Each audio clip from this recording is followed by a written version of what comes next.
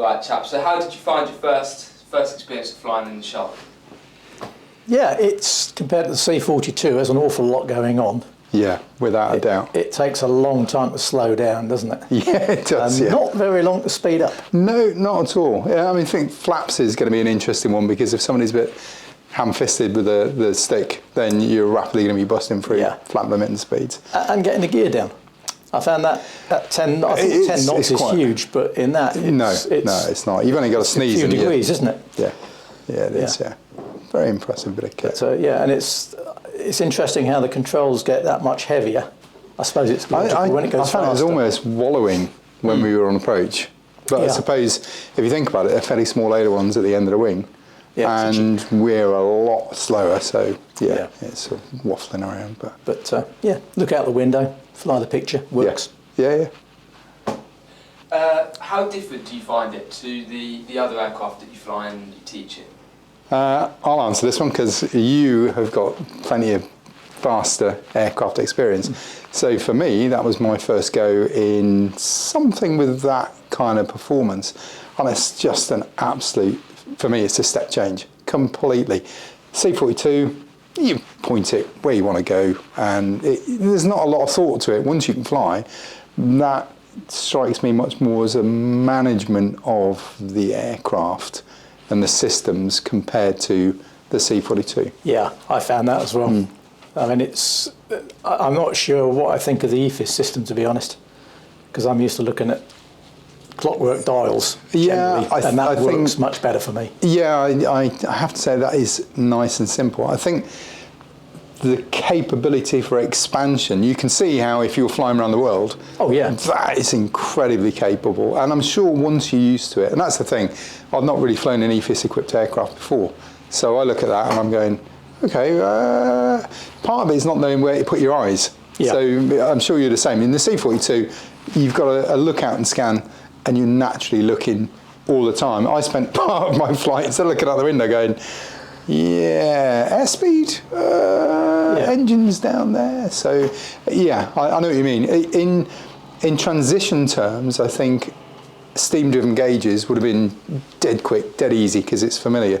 But I think potentially looking forward to more longer range flights, then that's going to come into its own. I think flying it straight and level for long periods will be a lot more straightforward. I think you're like me though. You don't really like flying straight and level for long periods, do you?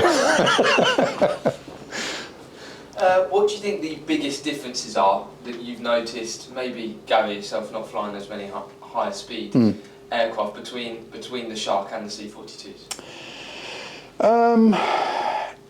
It's just the sheer speed of it. You're covering the ground fairly quickly, and it is literally kind of systems based.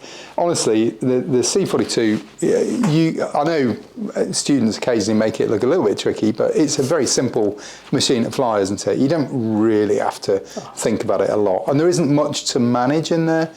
I mean, the Alpha doesn't even have carp heat, doesn't have a cowl flap, so you literally point and fly, whereas this, certainly from my lack of experience with more complex types, there's a lot of things to think about, and there's a lot of potential to get it wrong. But I think that it's just down to differences, training and time in the cockpit, isn't it? I do like the fact you're sitting on the centre line though. Yeah. So when you roll, you get pure roll. Yeah. And you don't get the up and down effect. Agreed. With side by side. Luckily, I have got some experience of that. Although in something you consider a bit odd, just the weight shift. But it does make a huge difference, doesn't it? Because it's the same left and right. And the old Shadow I used to fly was the same side stick, quadrant throttle, and on the centre line. I prefer sitting on the centre line. I mean, obviously we applied in, sure. It's much more natural leaning as you go around corners rather than doing the up and down bit, isn't it? So I totally agree. But it's like flying a fighter jet, isn't it, really? It's very quiet and sleek and responsive, and I like that a lot. And I can't wait to really get to grips with it and use the potential. Yeah. At the moment, that was first go, and it's like, oh, I can see this is going to be a lot of fun, but I'm not really there yet because it's a first go. but give me a few hours down the road and you'll be the same, and we can then start to use that. Go places, have a bit of fun. I mean, 140 knot cruise is 2 and a bit miles a minute. Yeah. Where we're used to doing half that speed, aren't we? Or less than half that speed most of the time, navigating places. So it's really a point and go.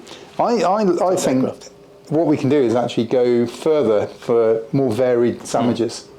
Yeah. Better burgers.